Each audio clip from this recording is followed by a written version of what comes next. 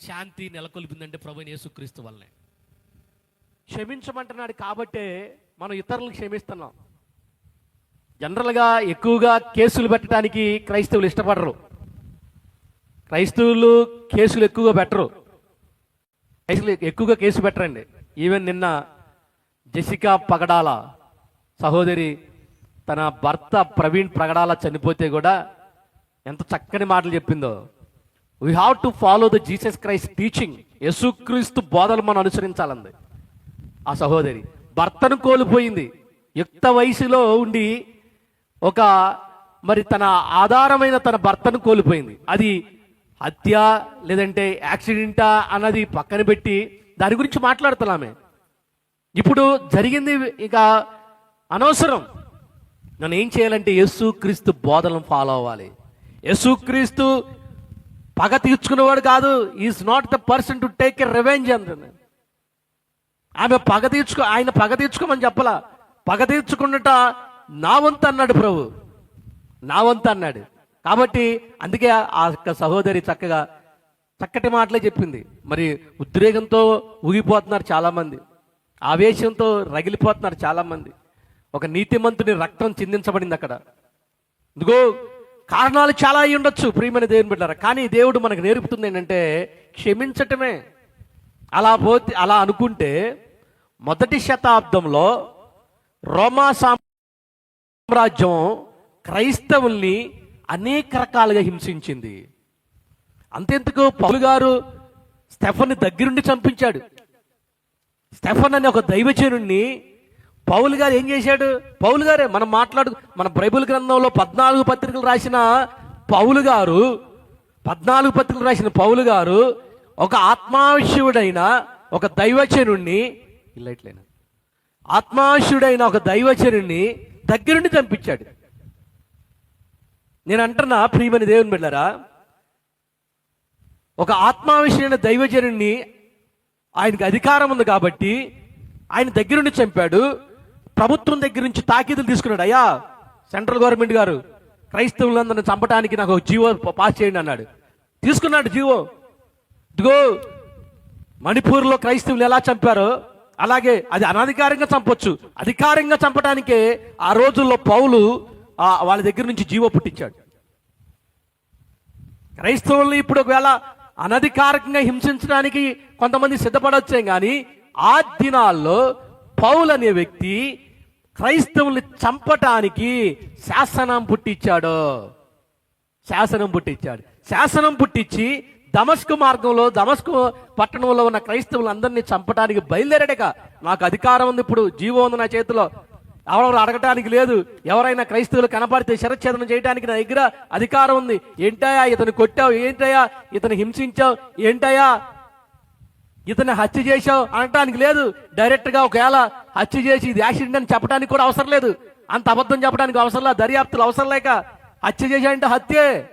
దాని గురించి ఇది యాక్సిడెంట్ అని చిత్రీకరించడానికి అవసరంలా. అంతగా పౌలు గారు ఏం చేశాడంటే జీవం తెచ్చుకున్నాడు, అంటే అధికారం తెచ్చేసుకున్నాడు. యేసును అనుసరించే ప్రతి ఒక్కరిని చంపడానికి అధికారాన్ని తెచ్చేసుకున్నాడు, బయలుదేరాడు. యేసుక్రీస్తు ఎవరైతే క్రైస్తవులు చంపాలని జీవో పుట్టించిన ఆ యొక్క పౌలు గారిని దేవుడు దర్శించాడు, అతనితో మాట్లాడాడు. వెలుగు ప్రకాశించింది పౌలు మీద వెలుగు ప్రకాశిస్తే ప్రభువా ప్రభువా అని చెప్పి ఆయన కేక వేశాడు. ఎవరు నువ్వు అంటే, సౌలా నువ్వు హింసించుచున్నా దేవుణ్ణి నేను అన్నాడు. కళ్ళిపోయినాయి, 3 దినాలు కళ్ళిపోయినాయి. మళ్ళీ వెళ్ళి ఉపవాస ప్రార్థన చేసుకుని రక్షించుకోమంటే అననీయ అనే దైవజనుడి దగ్గర ఆ దైవదేవుని దగ్గరికి వెళ్ళాడు. అయ్యా నువ్వు వెళ్ళి పౌలు గారి దగ్గరికి వెళ్ళి ప్రార్థన చేయమన్నాడు. అయ్యా పౌలు ఎలాంటివాడు తెలుసయ్యా, కొంతమంది అన్న క్రైస్తవులు చంపి ఇది యాక్సిడెంట్ అని చిత్రీకరిస్తున్నారు. ఇది అతను కాదు, ఇది అలా కాదు, డైరెక్ట్గా చంపుతాడు ఈయన డైరెక్ట్గా చంపుతాడయ్యా. దీన్ని యాక్సిడెంట్ అని చెప్పవసల్లా, డైరెక్ట్గా చంపి నేనే చంపా అంటాడు. అవసరమైతే నేనే చంపాను అంటాడు. అలాంటి దగ్గరికి వెళ్ళి ప్రార్థన చేయమంటావేంటి? నువ్వు చెప్తున్నాక నువ్వు వెళ్ళి అన్నాడు. వెళ్ళాడు, ఆయన ప్రార్థన చేశాడు. ఇదిగో క్రైస్తవులు హింసించి చంపటానికి సిద్ధపడిన పౌలుని దేవుడు దర్శించగా 3 ఖండాల్లో పరిచయం చేసి లక్షల మందిని ప్రభు యొద్దకు నడిపించి 14 పత్రికలు బైబిల్ గ్రంథంలో రాసి అనేక మందికి మాదిరిగా మారాడు పౌలు. ఆయనే అంటాడు ఇప్పుడు, నేను బ్రతుకుట క్రీస్తే చావైతే. అరే అంతకుముందు నువ్వే చంపావు కదా బాబు, అంతకుముందు నువ్వే చంపావుగా క్రైస్తవుల్ని, ఇప్పుడు నువ్వేమంటున్నావు దేవుని కోసం చేస్తా అంటున్నావు. ఇంకో విషయం తెలుసా, ప్రభువైన యేసుక్రీస్తు ఒక్కసారే 39 కొట్టాల దెబ్బలు తిన్నాడు, పౌలు 5 సార్లు తిన్నాడు. 5 సార్లు తిన్నాడండి.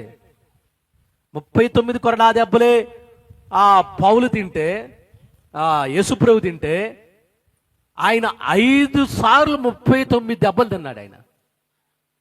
అంటే చూడండి, క్రీస్తు కంటే ఎక్కువ శ్రమ అనుభవించాడు. నేనేమంటున్నానంటే ప్రియమైన దేవుని బిడ్డలారా, దేవుడు మనకేం చెప్తున్నాడంటే క్షమించే గుణమే మనకు నేర్పుతున్నాడు, క్షమాపణే మనకు నేర్పుతున్నాడు. కీడుకు ప్రతి కీడు చేయొద్దు అన్నాడు, దోషణకి ప్రతి దోషణ చేయొద్దు అన్నాడు. ఎందుకంటే దేవుడు అది మనకు నేర్పలా. కీడుకు కీడు చేయటం మనకు నేర్పలా. నేర్పినట్లయితే ఎంతో మందిని ఈ పాటికి మనం కూడా చంపేసేవాళ్ళం. ఎందుకంటే దేవుడు మనకు అది నేర్పించినట్లయితే ఆ రోజు అపోస్తులు ఈ పౌలు ఈ క్రైస్తవుల్ని హింసిస్తున్నాడని చెప్పి ఈ పౌలుని చంపినా, ఈ పౌలు మీద కేసు పెట్టినా, ఈ పౌలుని మీద తిరగబడినా, పౌలు లాంటి వ్యక్తి పౌలు లాంటి క్రైస్తవుడు తయారయ్యేవాడు కాదు. నా మాటలు మీకు అర్థం కావాలి. భార్యాభర్తల మధ్యన గొడవ అయింది అనుకోండి, గొడవ అయిందని చెప్పి భార్య తీసుకెళ్ళి కేసు పెట్టింది అనుకోండి భర్త మీద, భర్త మారతాడా? నా మీద కేసు పెట్టావా, నిన్ను కొట్టినందుకు, నిన్ను తిట్టినందుకు అని చెప్పి ఇంకేం చేస్తాడు? ఇక జీవితాంతం ఇక విడాకులే. నెక్స్ట్ స్టెప్ ఏంటి? ఇక డైవర్సే. మీకు అర్థం కావాలి.